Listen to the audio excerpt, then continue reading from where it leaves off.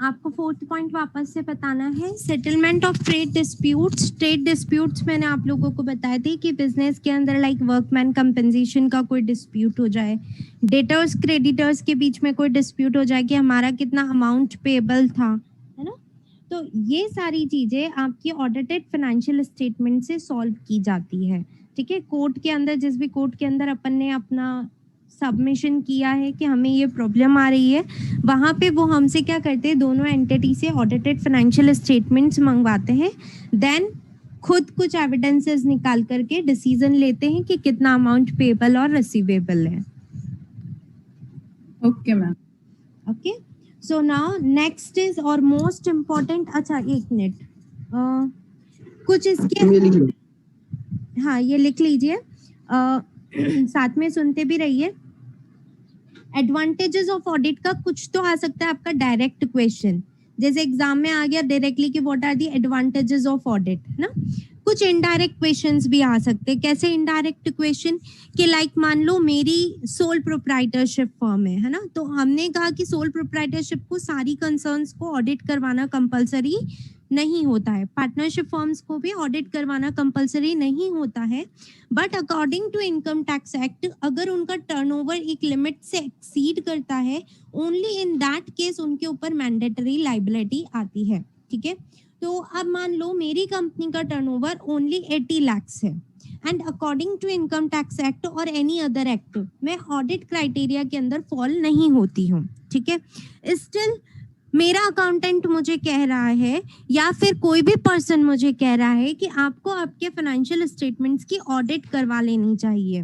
Now जो भी sole proprietor है या फिर पार्टनर्स हैं वो डिसएग्री कर रहे हैं कि हम ऑडिट क्यों करवाएं जब हमारे ऊपर मैंडेटरी है ही नहीं ऑडिट करवाना। हमें ऐसी क्या बेनिफिट्स होंगे कि जिसके लिए हमें एक ऑडिटर को रेम्युनरेशन का पेमेंट करना पड़े। ठीक है, तो अब आपसे वो क्या मांग सकते हैं, इसको एक्सप्लेनेशन मांग सकते हैं कि आप उन्हें एक्सप्लेन कीजिए कि उनको ऐसे क्या बेनिफिट्स होंगे कि उन्हें ऑडिट करवानी चाहिए। तो हमको क्या करना है, ये सारे पॉइंट्स 10 पॉइंट्स लिख करके आने हैं। पता चल रहा है ना इस पूरे केस से कि अपने को इस क्वेश्चन के अंदर आंसरिंग क्या करना है। Yes ma'am. ठीक है, तो ऐसे कुछ भी आपको बना करके वो दे सकते हैं कि आपको पता चल जाएगा इनडायरेक्टली कि आपको इस क्वेश्चन के अंदर क्या लिखना है। ओके, क्लियर सबको advantages of audit. Ma'am direct questions ही आएंगे या इस पे केस स्टडीज आ सकती है, जैसे नहीं, आपने केस बताया स्टडी कि नहीं, केस स्टडी कुछ नहीं आएगी। जैसे मैंने आपको बताया अभी वैसे ही उस टाइप के थोड़े से इनडायरेक्ट क्वेश्चन आ सकते हैं। इनडायरेक्ट भी इतना अच्छे से वो आपको समझाएंगे कि आपको पता चल जाएगा कि क्या लिखना है इसके अंदर।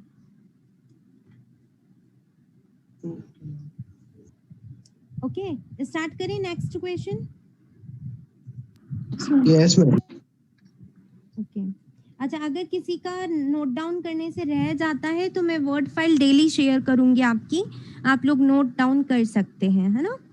अच्छा, नाउ क्वेश्चन नंबर 7 है, what are the inherent limitations of audit. ठीक है, सबसे पहले तो ये वर्ड समझते हैं हम, इनहेरेंट लिमिटेशन का मतलब क्या होता है। हर एक चीज का कोई ना कोई वीकनेस होता है ना, हम इसे बोल सकते हैं सेकंड वर्ड में वीकनेस होती है कि हम ऑडिट करने जा रहे हैं बट फिर भी हम एब्सोल्यूट एश्योरेंस इशू नहीं कर सकते हैं। ठीक है, हम फिर भी 100% गारंटी नहीं दे सकते। मतलब ऑडिट मतलब एक सीए जो कि बोला जाता है कि भाई सबसे हार्ड कोर्स है, वो कोर्स का डिग्री लेने के बाद आपका सिग्नेचर बोला जाता है कि भाई प्राइम मिनिस्टर से भी ज्यादा आपके सिग्नेचर का वैल्यू है। उस बंदे का सिग्नेचर होने के बाद भी हम 100% उसके ऊपर रिलाय नहीं कर सकते कि जो भी बातें उसमें लिखी है या फिर फाइनेंशियल स्टेटमेंट में जो भी फिगर्स लिखे हैं वो एकदम एक्यूरेट है। क्या हम रिलाय कर सकते हैं 100%? नहीं।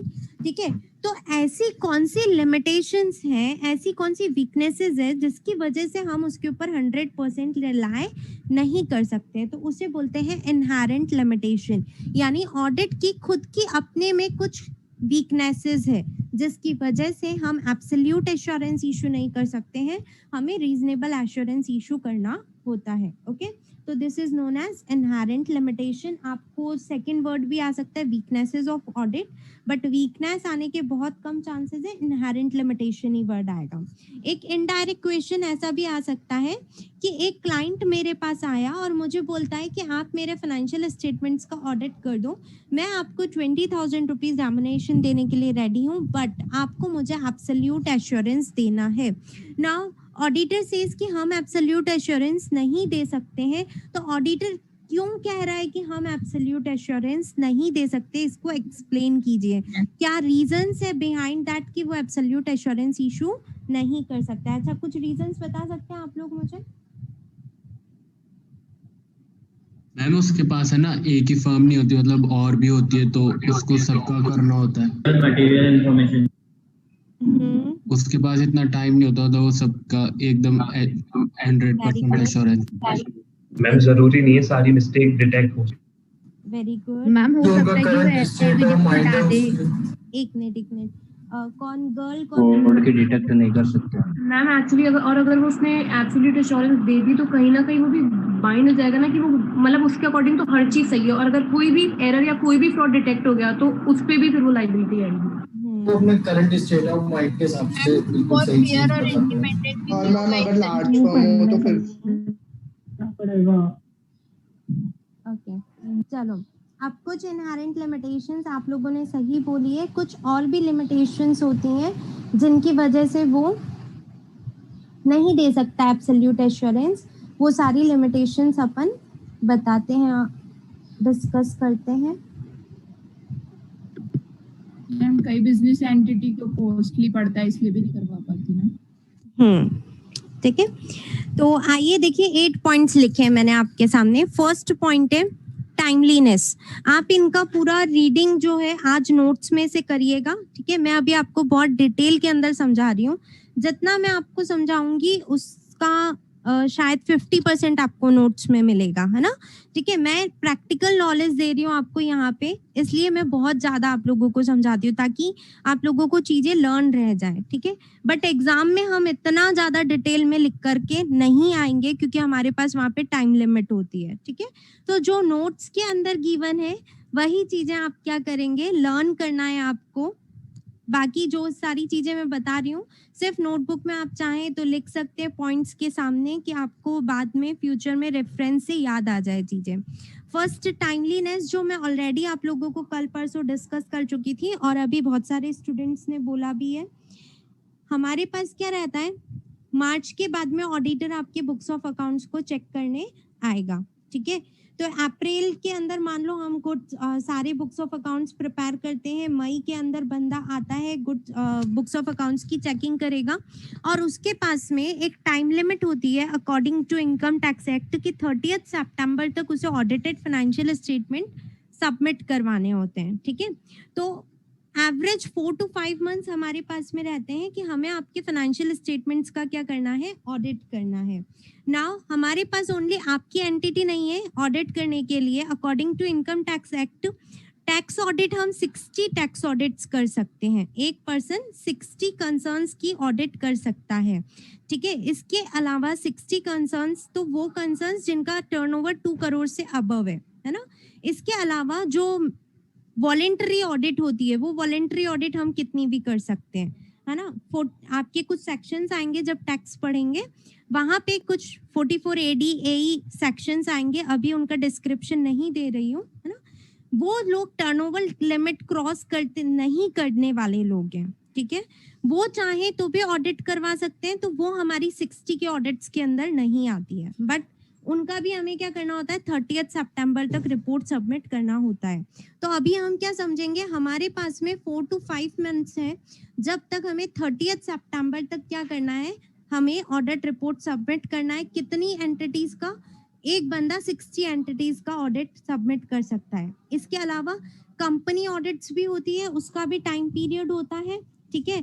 टाइम पीरियड यही होता है, सितंबर तक मुझे 20 कंपनी ऑडिट्स का सबमिशन देना होता है। तो केवल ऑडिट ही तो एक सीए का काम नहीं है, दूसरे भी उसके पास बहुत सारे वर्कलोड है, तो मेरे पास में टाइम लिमिट हो जाती है कि मैं आपकी कंपनी के सारे ट्रांजैक्शंस 100% ट्रांजैक्शंस की चेकिंग नहीं कर सकती हूँ। इसलिए मैं क्या करती हूँ, एक सैम्पलिंग करती हूँ, ठीक है, टेस्ट चेकिंग करती हूँ कि कुछ ट्रांजैक्शंस, मटेरियल ट्रांजैक्शंस मैं आपके चेक कर लेती हूँ और उसी के बेसिस पे अपना ओवरऑल फाइनेंशियल स्टेटमेंट्स पे अपना ओपिनियन इशू करती हूँ। इसलिए मैं आपको एब्सोल्यूट एश्योरेंस नहीं दे सकती, गारंटी नहीं दे सकती कि आपका जो भी लिखा है वो 100% सही है। क्लियर सबको? टाइमलीनेस?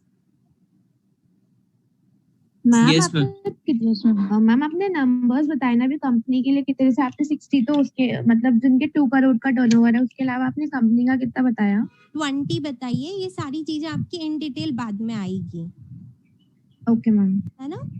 तो अभी अपने को क्या करना है, मेन चीजें जो मैंने आपको टाइमलीनेस का रीजन दिया वो चीज समझनी है अपने को, है ना? इन लिमिट्स के ऊपर इतना अभी फोकस मत करो, क्योंकि जब आपका टैक्स कंप्लीट होगा तब ये सारी लिमिट्स आपको अपने आप लर्न हो जाएगी।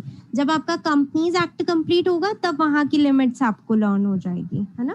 अभी मैंने आपको कहा था कि मैं आपके 3 अलग अलग सब्जेक्ट्स के ऊपर जा करके वापस से आऊंगी, लॉ, अकाउंट्स और टैक्स, क्योंकि ये तीनों चीजों का इन्वॉल्व करके ही ऑडिट, क्योंकि ये सारी चीजें हमें क्या करना होता है ऑडिटर को, लॉज रेगुलेशंस की कंप्लायंस चेक करनी होती है, इसलिए हम बार बार उधर जाकर करके वापस आ जाते हैं, है ना?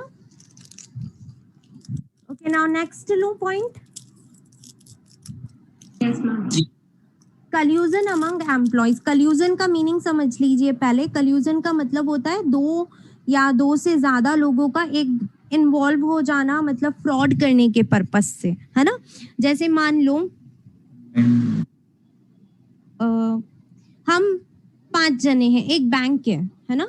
बैंक में गए हैं आप लोग? Yes, ma'am. तो बैंक के अंदर आपने देखा होगा जहाँ पे आपका कैश विड्रॉल काउंटर होता है, कैश डिपॉजिट काउंटर होता है, और चेक का जो आप पेमेंट करने के लिए चेक का काउंटर फॉइल भरते हैं, सबके काउंटर्स अलग अलग होते हैं। लोन डिसबर्समेंट का काउंटर अलग होता है। Yes, हर ma'am. Yes. हर एक डिपार्टमेंट के लिए अलग अलग बंदा रहता है ना? वो काम का क्या कर देते हैं, वर्क अलॉट कर देते हैं, डिस्ट्रीब्यूशन कर देते हैं। क्यों करते हैं डिस्ट्रीब्यूशन? वो एक इंटरनल कंट्रोल होता है कि जो बंदा कैश कलेक्ट कर रहा है वही बंदा कैश डिसबर्स नहीं करेगा। क्यों? क्योंकि दोनों काम एक ही बंदे को दे दिए मैंने, तो वो लोग इजीली क्या कर सकते हैं, फ्रॉड कर सकते हैं। ठीक है, आपने 50,000 रुपए किसी ने जमा कराए काउंटर फॉइल में, उसने अगर गड़बड़ कर दी बाय मिस्टेक, तो आपने उसे 5,000 लेकर के डिसबर्समेंट की सारी चीजें उसी तरीके से करके और खुद ने कैश का क्या कर लिया, मिस अप्रोप्रिएशन कर लिया। ठीक है, या फिर मान लो किसी एक बंदे ने आपको कैश तो डिपॉजिट करवाया, अब डिसबर्स भी आपको ही करना है। उसने कैश डिपॉजिट करवाया था आपको, आपने डिसबर्समेंट में ज्यादा कैश लिख दिया। ठीक है, उसने 50,000 जमा कराया, किसी ने 25,000 ही लेकर के गया, तो नेट आपके पास में कितना बचना चाहिए, 25,000 रुपए बचना चाहिए। बट आपने क्या किया, आपने कहा कि वो 25,000 नहीं लेकर गया, वो 30,000 रुपए लेकर के गया है, क्योंकि दोनों चीजें आपके हाथ में ही है। तो आपने क्या किया, 30,000 का पेमेंट उसे दिखा करके 5,000 खुद ने रख लिए। ठीक है, उसके बुक्स ऑफ अकाउंट्स में भी एंट्रीज किसकी कर दी, 30,000 की कर दी। ठीक है, जो रियल सॉफ्टवेयर है उसके अंदर 25 लिखा, और कुछ भी सॉफ्टवेयर के अंदर ऊपर नीचे करके 5,000 का आपने मिस अप्रोप्रिएशन कर लिया, जो रियल लाइफ में होता भी है। अब हम बैंक वाले क्या करते हैं, कंट्रोल्स लगा करके हर काम को डिवाइड कर देते हैं, तो इसके चांसेस क्या हो गए, रिड्यूस हो गए। बट क्या हम ये गारंटी दे सकते हैं कि कंट्रोल्स लगाने के बाद भी कोई गड़बड़ नहीं होगी? ऐसा गारंटी है क्या? No ma'am. आप 2 या 2 से ज्यादा एम्प्लॉइज 2 मिनट 2 या 2 से ज्यादा एम्प्लॉइज एक दूसरे के साथ मिल गए, है ना? तो अब मिल करके आप लोग क्या कर सकते हैं, प्लानिंग कर सकते हैं कि हमें कैसे कैश का मिस अप्रोप्रिएशन करना है, या फिर हमारे बिजनेस के अंदर इस इन्वेंट्री को हम कैसे पर्सनल यूज के लिए लेके जाएं। जैसे मान लो मैंने मेरे स्टोर के अंदर सीसी कैमरास लगा रखे हैं, ठीक है, तो आप कोई भी चीज लेकर के जाएंगे मुझे पता चल जाएगा, ठीक है। नाउ आप क्या करते हैं, कोई चीज जैसे मान लो बाहर से आपने मंगवाई, अजमेर से मंगवाई, उसको स्टोर के अंदर जाने ही नहीं देते। स्टोर कीपर से पहले ही सेटिंग कर लेते हैं कि देख 10 लैपटॉप आएंगे, 10 में से एक मुझे दे देना। अपन क्या करेंगे, 9 ही अंदर दिखाएंगे। सप्लायर से उधर आपने सेटिंग कर दी कि तुम 9 का वैल्यू ही इतना ज्यादा दिखा देना कि एक लैपटॉप मेरा फ्री आ जाए। हर तरीके से आपने क्या कर लिया, सेटिंग कर लिया। नाउ सेटिंग कर लिया तो आपके स्टोर के अंदर कितने क्वांटिटी अंदर गया लैपटॉप का, 9। रियल में आया कितना था, 10, ठीक है। पेमेंट आपकी एंटिटी से कितने का गया, गया तो 10 का पेमेंट है। क्यों, क्योंकि आपने 9 को ही ओवर वैल्यूड कर दिया। तो आप क्या कर रहे हैं, बिजनेस की असेट्स को अपनी पर्सनल यूज में ले रहे हैं। ये सारे काम कैसे हो सकते हैं, कंट्रोल बहुत अच्छा लगाया मैनेजमेंट ने, बट आप कंट्रोल्स को ब्रेक करके 2 और मोर एम्प्लॉयज मिलकर के क्या कर रहे हैं, चीटिंग कर रहे हैं, ठीक है। और इस टाइप की चीटिंग एक ऑडिटर नहीं पकड़ सकता है, क्योंकि ऑडिटर हर वक्त तो ना आपके बिजनेस में बैठा रहता है, वो तो ईयर एंड पे आएगा, ठीक है। तो इस तरीके से हम क्या कर सकते हैं, मतलब बिजनेस में क्या हो सकता है, इंटरनल कंट्रोल्स ब्रेक हो सकते हैं और कुछ एम्प्लॉयज मिल करके फ्रॉड कर सकते हैं, जिसको एक ऑडिटर को पकड़ना मुश्किल होता है। इसलिए ऑडिटर कभी भी एब्सोल्यूट एश्योरेंस नहीं देता है कि बिजनेस के अंदर जितना भी बुक्स ऑफ अकाउंट्स के अंदर लिखा है वो एकदम करेक्ट है, हम ये कभी नहीं कहते हैं। Clear ma'am? मैम, जो आपने बताया था काउंटर 2 होते हैं विड्रॉल के लिए और डिपॉजिट के लिए, तो मैम जरूरी है कि बैंक के लिए करना अलग अलग काउंटर? नहीं, ऐसा कोई कंपल्सरी रूल नहीं है, वो बैंक सब अपने अपने हिसाब से करती है, ठीक है। कुछ बैंक्स में आपको एक ही मिलेगा, ठीक है, और ऑलमोस्ट काफी सारी बैंक्स में जहाँ पे ट्रांजैक्शंस काफी अच्छे लेवल के रहते हैं वहां पे आपको अलग अलग काउंटर्स मिलेंगे, ठीक है। ये सारे कंट्रोल्स जो भी लगाते हैं ना, वो कंट्रोल सब अपन अपने हिसाब से लगाते हैं कि हमें कितना लेवल ऑफ सिक्योरिटी चाहिए, उसके हिसाब से हर एक पर्सन अपनी बिजनेस के अंदर कंट्रोल्स लगाता है। ये कोई फिक्स गाइडलाइंस नहीं है कि आपको ऐसा ही करना है, ऐसा कुछ भी फिक्स नहीं है। ओके, तो मैंने अभी आपको इस जो एग्जांपल है इससे 2 चीजें समझाई है, सेकंड और थर्ड पॉइंट। कल्यूजन अमंग एम्प्लॉयज मतलब 2 और मोर एम्प्लॉयज मिलकर के फ्रॉड कर सकते हैं, and limitations of internal controls. मैंने आपको समझाया कि सीसी कैमरा लगा दिया तो इंटरनल कंट्रोल्स तो लगा दिए, बट उनकी भी कुछ लिमिटेशंस हैं। कैसे, मान लो सीसी कैमरा कभी खराब हो गया तो, एक एग्जांपल मैंने आपको दिया, बाहर सारी सेटिंग कर ली, कुछ भी चीजें स्टोर के अंदर ही नहीं हो रही है, तो आपका क्या हो गया, इंटरनल कंट्रोल्स क्या हो गए, सारे फेल हो गए। ओके, तो ये क्या हो गया, third point, limitation of internal controls. Clear हुए सबको सेकंड और third point? Yes ma'am. Timeline में क्या बताया था? क्या आपने फर्स्ट पॉइंट में क्या बताया था? फर्स्ट पॉइंट में टाइम का बताया था ना आपको, आपके पास 60 ऑडिट्स होती है, टाइम पीरियड 4 to 5 मंथ्स ही रहता है। Yes ma'am. Now fourth point, audit evidences. इसका भी एग्जांपल मैं आपको कल परसों दे चुकी हूँ। जैसे मैंने आपको बताया था, मैनेजमेंट है, कुछ ऑडिट एविडेंसेस होते हैं जो हमारे बिजनेस के अंदर इंटरनली बनते हैं, और कुछ एविडेंसेस होते हैं जो हमारे बिजनेस के बाहर बनते हैं। जैसे परचेज बिल है, परचेज बिल आउटसाइडर बनाते हैं या हम खुद बनाते हैं? आउटसाइडर बनाते हैं। तो वहां पे फ्रॉड्स होने के चांसेस थोड़े कम होंगे या ज्यादा होंगे? ज्यादा। आउटसाइडर्स बनाते हैं तो वो हमारी बात ज्यादा मानेंगे या कम मानेंगे? वो तो उनके हिसाब से चलेंगे ना, ज्यादा कैसे मानेंगे हमारी? यस मैम, कम मानेंगे ना वो लोग, तो कम मानेंगे ना वो लोग तो हमारी बातें। जैसे मान लो आज एक एग्जांपल देती हूँ, आज आप कोचिंग पढ़ने आते हैं, ठीक है, अगर मैं आपको कहूँ कि मुझे साइड में 5,000 रुपए पकड़ा देना, तो आप मुझे पकड़ा दोगे क्या? नहीं पकड़ाओगे ना, हाँ, मैम। सिंपल सी बात है। ठीक है, क्यों? क्योंकि मैं आउटसाइडर हूँ, आप मेरे पास नहीं जाकर के किसी और के पास भी चले जाओगे, या फिर आपने मुझसे कुछ भी डिमांड किया कि आपको ये करना पड़ेगा मैम, तभी हम आपकी क्लास ज्वाइन करेंगे, तो मैं कोई बाउंड थोड़ा ना हूँ आपसे, मत करो क्लास ज्वाइन, है ना। तो आउटसाइडर्स का खुद का अपना एक अलग सेपरेट एंटिटी रहता है, वो वही काम करेगा जो उसके बिजनेस के अकॉर्डिंग उसे सही लगेगा, है ना। तो नाउ आपने मुझसे परचेज किया तो मैं आपको एकदम सही इनवॉइस ही इशू करूंगी जब तक कि अपना कोई पर्सनल रिलेशन या दोनों को कोई बेनिफिट नहीं हो रहा हो, ठीक है। और कुछ एविडेंसेस होते हैं इंटरनल एविडेंसेस। इंटरनल एविडेंसेस मतलब इंटरनल आप कुछ वाउचर्स बनाते हो, जैसे सेल बिल है, ठीक है, आप इंटरनल बनाते हो, सामने वाले को आपने रियल बिल दे दिया और खुद का जो बिल बुक है उसके अंदर कुछ चेंजेस कर दिए, कर सकते हो ना, हाँ मैम। यस है ना। इसके अलावा सैलरी है, सैलरी का पेमेंट आप करते हो, आपने सामने वाले को कैश दे दिया 12,000 रुपए और रियल में आपने उसका स्लिप काट दिया 15,000 रुपए का, उसको बोला हायर 12,000 में किया था ना, मिल गए ना 12,000, साइन कर दे 15,000 मिल गए, ठीक है। वो कुछ कहेगा क्या? वो बाउंड है आपसे, क्यों? क्योंकि आप उसे मंथली बेसिस पे पेमेंट कर रहे हो, तो आपको क्या करना पड़ेगा? साइन करना पड़ेगा। तो ये क्या हुए? मेरे इंटरनल एविडेंसेस हुए, ठीक है। तो मैनेजमेंट को अगर खुद को फ्रॉड करने का इच्छा है तो वो एविडेंसेस को क्या कर सकता है? मैनिपुलेट कर सकता है। जैसे मैंने अभी अभी आपको एग्जांपल दिया सैलरी के बारे में, मैंने क्या किया? सैलरी दी रियल में 12,000 है बट साइन 15,000 पे करवाए। अब ऑडिटर कहीं से भी पकड़ सकता है क्या कि देते तो 12,000 ही हो?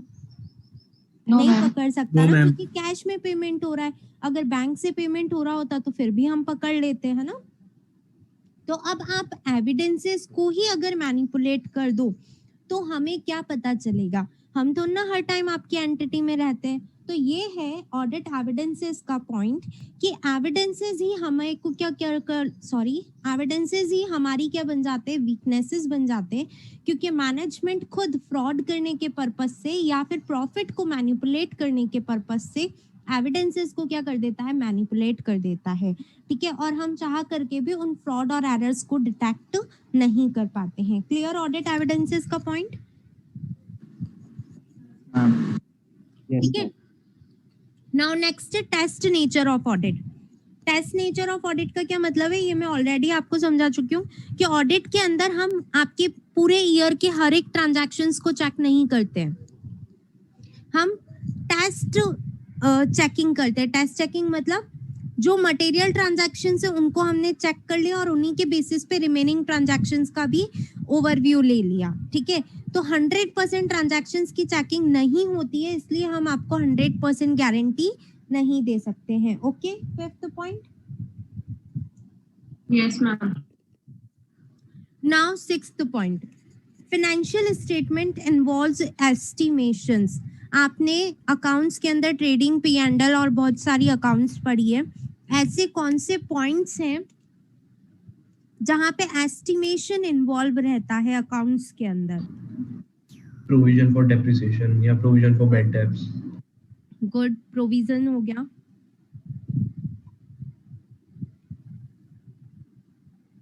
ठीक है। तो जो भी हम डेप्रिसिएशन लगाते हैं उसके अंदर हमारी लाइफ, स्क्रैप वैल्यू, ठीक है, ये सब क्या होती है? एस्टिमेटेड होती है कि ऑन एन एवरेज ये जो मशीनरी है 10 सालों तक चलेगी। तो जो फिगर आता है डेप्रिसिएशन का वो भी क्या आता है? एस्टिमेटेड फिगर आता है। आपको प्रोविजन फॉर बैड डेट्स बनाना है, ठीक है, वो भी फ्यूचर के लिए बनाते हैं हम। तो वहां पे हमें कोई कैलकुलेशन नहीं होती है फिक्स, क्या कोई स्टैंडर्ड है प्रेस्क्राइब्ड कि इतना ही प्रोविजन बनाना चाहिए? वो सब आप अपने हिसाब से बनाते हैं। तो अगेन वहां पे क्या इन्वॉल्व होते हैं? एस्टिमेशंस इन्वॉल्व होते हैं। क्या इन एस्टिमेशंस के ऊपर ऑडिटर कोई ऑब्जेक्शन कर सकता है आपसे? क्या मैं आकर के बोल सकती हूँ ये मशीन तो 8 साल ही चलेगी? No ma'am. नहीं ना, मुझे क्या पता कितने साल चलेगी, है ना, ठीक है। तो अगर किसी इंजीनियर ने बोल दिया भाई हमारे हिसाब से 10 साल चलेगी, तो हमें मानना ही पड़ेगा 10 साल चलेगी। हमारे पास ऐसा कोई स्पेसिफिकेशन है नहीं कि हम पता कर पाए कि ये कितनी ईयर्स तक चलेगी। ठीक है, तो इन सारे एस्टिमेशंस से क्या अपन ये सारे आइटम्स कहाँ आते हैं? हमारे P&L में आते हैं PBDD P&L के अंदर, डेप्रिसिएशन P&L के अंदर, या फिर एनी अदर प्रोविजन P&L में ही आएगा। तो जो ये सारे प्रोविजंस और डेप्रिसिएशन हमारे प्रॉफिट को फ्लक्चुएट करते हैं। प्रॉफिट अप एंड डाउन तो होगा ही होगा इनसे। ठीक है, यस मैम। तो नाउ इन एस्टिमेशंस की वजह से क्या प्रॉफिट 100% एक्यूरेट है? नो मैम, नहीं ना, नहीं तो ma'am. According to estimations vary कर रहा है। ठीक है, तो इन्हीं एस्टिमेशंस की वजह से हम ये ओपिनियन नहीं दे सकते कि ये जो प्रॉफिट है वो 100% एक्यूरेट है, क्योंकि आपके फाइनेंशियल स्टेटमेंट्स बनने में एस्टिमेट्स यूज में आए हैं, है ना, कि हमें ऐसा लगता है कि ऐसा होगा। तो प्रॉफिट भी कौन सा वाला है कि हमें ऐसा लगता है कि हमारा प्रॉफिट यही होगा। तो हम कैसे गारंटी दे दे कि भाई ये प्रॉफिट एकदम करेक्ट है? क्लियर?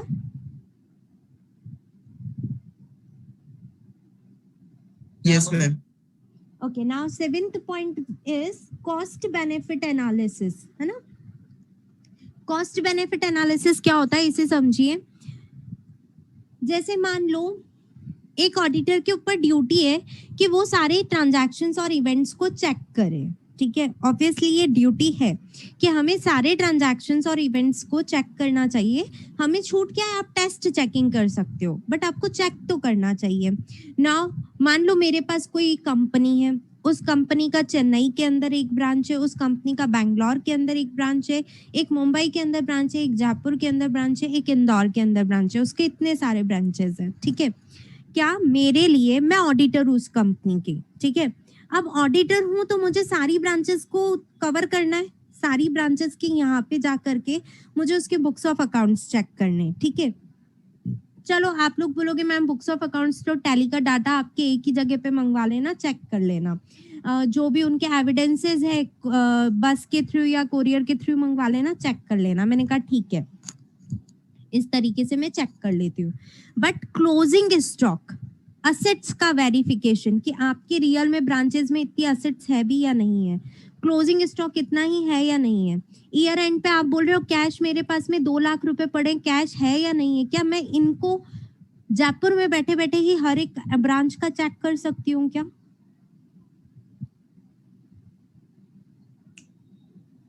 नो मैम, नहीं कर सकते। सिंपल सी बात है कि पॉसिबल ही नहीं है मेरे लिए।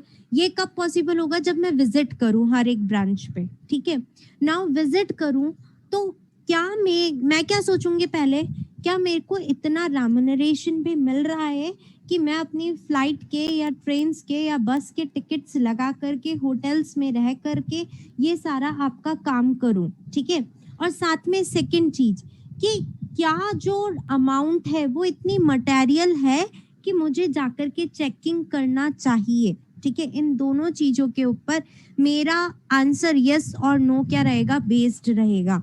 अगर मान लो आप मुझे इतना ज्यादा रेम्युनरेशन दे रहे हैं तो ऑब्वियस सी बात है कि अगर मान लो हम तो क्या बोल देंगे, हमें आपको क्यों फाइनेंशियल स्टेटमेंट्स पे ओपिनियन देना है, हमें सारी ब्रांचेस विजिट करनी है, आप मुझे होटल में रहने करने का सबका किराया दोगे और मुझे फ्लाइट के अंदर जाना है, फ्लाइट के अंदर आना है। ठीक है, ट्रेन में इतना टाइम नहीं है मेरे पास कि आऊं। तो क्या क्लाइंट आपको कहेगा कि इतना सारा खर्चा करने के लिए रेडी होएगा क्लाइंट? ऑब्वियसली नहीं होगा। ठीक है, तो वहां पे हम क्या देखते हैं, कॉस्ट बेनिफिट एनालिसिस करते हैं कि जो काम हमें ऑडिट प्रोसीजर्स अप्लाई करने हैं, क्या उसका कॉस्ट इतना सारा लगाने पे क्या मुझे उसका इतना बेनिफिट भी होने वाला है या नहीं होने वाला है, क्या वो आइटम इतना मटेरियल है कि मुझे जाना ही पड़ेगा। ठीक है, या फिर क्या मुझे इतना रेम्युनरेशन मिल रहा है कि मुझे इतना इन डेप्थ चेकिंग करना चाहिए। ठीक है, ये सारी बातें एक हमारे माइंड में आएगी और इनके ऊपर हमारा ये डिसीजन बेस्ड रहेगा कि हमें करना क्या है। तो ये चीजें भी हमें क्या कर देती है, लिमिट कर देती है कि हमारी वर्किंग, हमारे ऑडिट प्रोसीजर्स थोड़े से क्या कर देती है, नैरो कर देती है, अपने आप ही उन्हें क्या कर देती है, थोड़ा कम कर देती है। क्लियर सबको cost benefit analysis? Yes ma'am. ठीक है, now last one is related party transactions. Related party transactions क्या होते हैं, जैसे मान लो आपके फादर क्लोथ इंडस्ट्री के अंदर हैं, आपके चाचा क्लोथ इंडस्ट्री के अंदर है, आपके फूफाजी क्लोथ इंडस्ट्री के अंदर है, तीनों बंदे हैं, है ना, same type of cloth manufacture करते, कोई किसी के लिए रॉ मटेरियल है, कोई किसी के लिए फिनिश्ड गुड्स है। इन लोगों के बीच में क्या होती है, ट्रेडिंग होती है। ठीक है, नाउ ट्रेडिंग होती है तो कुछ भी हो सकता है इन लोगों के बीच में। जैसे मान लो आपने आपके चाचा से, आपको क्या करना है, स्टॉक इंक्रीज करना है। ठीक है, सिर्फ आपको स्टॉक इंक्रीज करना है, रियल में आपको गुड्स की जरूरत नहीं है, बट कुछ एडजस्टमेंट करने के लिए आपको स्टॉक इंक्रीज करना है। ठीक है, किसी बाहर वाले से आप खरीदोगे तो आपके पास में तो स्टॉक रियल में आ जाएगा, बट आपके पास में 2 नंबर का खरीदा हुआ पड़ा है ऑलरेडी, कहीं पे बहुत सस्ते में खरीद लिया था आपने। ठीक है, तो कोई बिल नहीं लिया उसका, रियल में क्वांटिटी पड़ी है। ठीक है, अब उसे बुक्स में लाना है, उस बंदे के नाम से मैं दिखा नहीं सकती, बिकॉज ऑफ सम रीजंस मैंने उसको जीएसटी का पेमेंट नहीं किया, या फिर वो बंदा रियल में 2 नंबर में ही काम करता है। ठीक है, उसके पास कोई बुक्स ऑफ अकाउंट्स मेंटेन ही नहीं करता, तो मैं इन सारे रीजंस की वजह से वो ट्रांजैक्शन बुक्स ऑफ अकाउंट्स में जो रियल ट्रांजैक्शन हुआ है वो ट्रांजैक्शन रिकॉर्ड नहीं कर सकती हूँ। तो अब मेरे को वो नंबर ऑफ क्वांटिटी मेरे बुक्स में शो तो करना है। ठीक है, तो अब मैं कैसे शो करूंगी, तो मैं किसके पास जाऊंगी, मेरे रिलेटेड पार्टीज के पास में जाऊंगी कि तुम क्या करो, एक फेक बिल बना के मुझे दे दो, क्योंकि रिलेटेड पार्टी है तो वो हमारा कहना मानेंगे। ठीक है, कि इसका रियल में जो प्राइस है, मार्केट वैल्यू, वो 100 रुपए से चल रही है, तुम सिर्फ एक बिल बना करके मुझे दे दो, बाकी सारा एडजस्टमेंट मेरे पास में है। ठीक है, तुम्हारा जीएसटी का पेमेंट हम कर देंगे। ठीक है, मतलब तुम्हें जीएसटी बिल बनाओगे तो जीएसटी तो लिखना पड़ेगा, जितना जीएसटी लग रहा है जो तुम्हें गवर्नमेंट को पेमेंट करना है उतना जीएसटी हम तुम्हें दे देंगे, बाकी हमारे पास ना गुड्स इनकमिंग हो रहे, ना हमें गुड्स का पैसा पेमेंट करना है। ठीक है, वो रिलेटेड पार्टी है, वो भी हमारे से ऐसे एडजस्टमेंट करवाते रहते हैं, तो उन्होंने भी हमें एडजस्ट करके एक बिल पकड़ा दिया। ठीक है, नाउ रियल में आपके बुक्स ऑफ अकाउंट्स में अब गुड्स भी आ गए, पैसा कम गया पर वैल्यू ज्यादा आ रही है, आपने प्रॉफिट को भी अच्छा खासा फ्लक्चुएट कर दिया, और साथ में गवर्नमेंट की कंप्लाइंस की जीएसटी भी फुलफिल करनी है, वो भी आपने पेमेंट कर दिया। क्या ऑडिटर इस चीज को पकड़ सकता है? No ma'am. नहीं मैम। ठीक है, तो कुछ रिलेटेड पार्टी ट्रांजैक्शंस होते हैं जहां पे ऑडिटर चाह करके भी रियलिटी कैच नहीं कर सकता है। हमें सबको पता है कि ऐसा होता है, और ये सारे आइडियाज भी रियल लाइफ में कौन देता है, सीए ही देता है कि ऐसा ऐसा कर लो, है ना। ठीक है, बट हम इन चीजों को किसी भी तरीके से पकड़ नहीं सकते हैं, क्योंकि हर जगह से एविडेंसेस हमें क्या कर रहे हैं, मिल रहे हैं कि ये चीज ऐसे हुई है, इसलिए यहाँ पे बुक्स ऑफ अकाउंट्स में आई है। तो यहाँ पे रिलेटेड पार्टी ट्रांजैक्शंस में हमेशा कोई ना कोई डाउट बना हुआ रहता है, इसलिए हम कभी भी एब्सोल्यूट एश्योरेंस इशू नहीं करते हैं। तो रीजंस पता चले कि एक ऑडिटर सीए की डिग्री है उसके पास में, उसके सिग्नेचर का इतना वैल्यू है, स्टिल वो कभी भी किसी के भी कहने पर एब्सोल्यूट एश्योरेंस नहीं दे सकता है। उसके क्या क्या रीजंस हैं, तो ये 8 रीजंस आपके सामने हैं। क्लियर सबको सारे रीजंस? मैम फिफ्थ वाला बताना। कौन सा? फिफ्थ 5 का ma'am. Test nature of audit. Test nature of audit में मैंने आपको ये बताया था कि हमारे पास में ड्यूरिंग द ईयर के लैक्स ऑफ ट्रांजैक्शंस होते हैं, बट उन लैक्स ऑफ ट्रांजैक्शंस को 100% हम चेक नहीं कर सकते, हम ओनली टेस्ट चेकिंग करते हैं। हमें लगता है कि 1 लाख से अबव के ट्रांजैक्शंस हमें चेक करने चाहिए, तो हम ओनली 1 लाख से अबव के ट्रांजैक्शंस ही चेक करते हैं। तो हमने 1 लाख से अबव के ट्रांजैक्शन चेक कर लिए, बट 1 लाख से कम वालों में भी तो गड़बड़ हो सकती है। गड़बड़ तो कोई सी भी हो, गड़बड़ मतलब गड़बड़ होती है ना। तो इसलिए हम क्या बोलते हैं कि हमने पूरी चीजें चेक नहीं करी है, इसलिए हम आपको एब्सोल्यूट एश्योरेंस नहीं दे सकते हैं। ओनली कौन सा एश्योरेंस दे रहे हैं, रीजनेबल एश्योरेंस दे रहे हैं। मैम एक बार 8th पॉइंट भी समझा दो। ओके, 8th पॉइंट है आपके related party transactions. Related party transactions का मतलब ये होता है, दूसरा एग्जांपल देती हूँ अभी। जैसे मान लो आपको आपकी सैलरी को आपका प्रॉफिट आ रहा है अभी 20 लाख का, आपको क्या करना है, प्रॉफिट कम करना है, ठीक है। आप चाहते हैं कि ये प्रॉफिट 17 लाख पे आ जाए, ठीक है। तो नाउ क्या तरीका होगा, हमने कहा कि यार सैलरी का पेमेंट कर देते 3 लाख रुपए का, तो वो बोलेगा यार 3 लाख रुपए का कर रहे तो अपने को टीडीएस भी काटना पड़ेगा, लॉज की कंप्लाइंस भी करनी पड़ेगी, ठीक है। तो हम कैसे करेंगे ये सारी चीजें, है ना, टीडीएस काटेंगे, फिर किसका पैन नंबर लेंगे, किसके पास रिफंड जाएगा, कैसे सब कुछ सेटलमेंट करेंगे, ठीक है। टीडीएस क्या होता है ये बाद में आपको इनकम टैक्स में पता चलेगा। मतलब जो सैलरी दे रही हूँ ना, मैं इन शॉर्ट समझा देती हूँ, जैसे सैलरी आपको 25,000 दे रही हूँ ना, 25,000 में से 2,000 रुपए मैं गवर्नमेंट को जमा करवा दूंगी और आपको रियल में कैश में 23,000 ही दूंगी। फिर गवर्नमेंट आपको बाद में, अगर आपकी मनी के ऊपर आपकी जितनी इनकम है उसके ऊपर टैक्स नहीं लग रहा है, तो गवर्नमेंट आपको वापस से 2,000 रुपए दे देगी, ठीक है।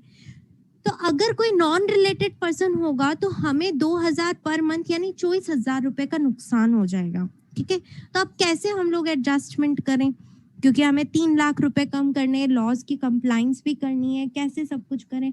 तो हम क्या करते हैं कि यार ये तेरा बेटा है, इसका नाम लिख दे, 3 लाख रुपए की सैलरी दिखा दे, हर महीने 25,000 रुपए, काम पे तो आता नहीं है, वो तो हमको पता है काम पे नहीं आता है, ठीक है। ऑडिटर को बोल देंगे काम पे आया था, देखो टीडीएस भी काटा है, सब कुछ किया है, एम्प्लॉइज को समझा देंगे। तो अब वो क्या कर रहे हैं, रिलेटेड पार्टी ट्रांजैक्शंस कर रहे हैं।